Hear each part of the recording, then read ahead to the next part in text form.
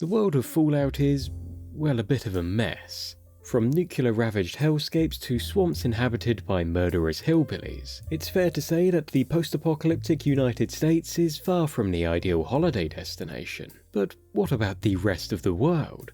The UK, for example. Once a proud nation boasting centuries of history and grandeur, its fate in the world of Fallout has remained largely untold. But there are a few insights we can gather about this land and its people. For starters, we know that even before the Great War of 2077, the UK was having a rough time. Due to worldwide dwindling oil reserves, the UK and the European Commonwealth, of which the UK was a member of, were on the brink of collapse. Matters only got worse when the oil-rich Middle Eastern states cranked the prices up, leading to the European Commonwealth declaring war on the Middle East, an act that kicked off the decades-long series of conflicts that would become known as the Resource Wars. This Euro-Middle Eastern conflict would drag on for over 8 years, and would even see the use of limited nuclear exchanges in the Middle East, until eventually the oil fields of the European Commonwealth and the Middle East dried up.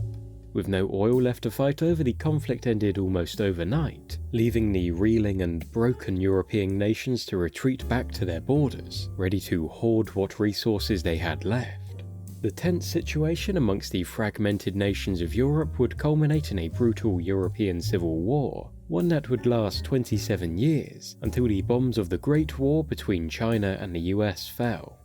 When the bombs finally fell on that fateful day in October 2077, it's plausible that Britain, weary from its long and arduous war, may not have had the capacity or the will to engage in further offensives against China. But in the chaos of those last hours, as the world teetered on the brink of the abyss, did the fractured nations of Europe turn on each other one last time? The European Civil War might have ended not with treaties or victories, but with the bitter resignation that there was nothing left to fight for, and the launching of nukes in a final, spiteful act of war. We may never know what happened to Britain in these final hours.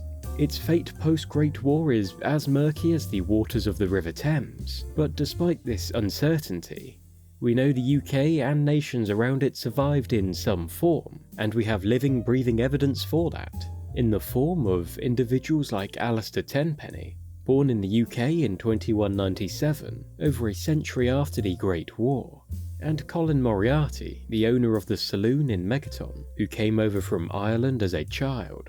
The very fact that these expatriates exist implies that not only did life persist in the UK and Ireland, but it was also civilized to an extent that its inhabitants could venture across the treacherous, irradiated Atlantic Ocean in search of a new beginning in the United States wasteland. However, the lengths Tenpenny and Moriarty are willing to go to suggests that the situation back home was so dire, so fraught with peril, that the unknown horrors of a post-apocalyptic America seemed a better gamble than staying in their apparently nightmarish homeworlds. What do you think? What state is the UK wasteland in? Are there any other countries you'd like to see Fallout visit? Let us know down in the comments and make sure to subscribe to join us again soon.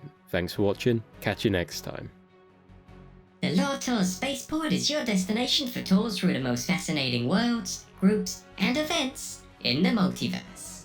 From sci-fi to fantasy, we have it all. So make sure to subscribe and book your next trip with us.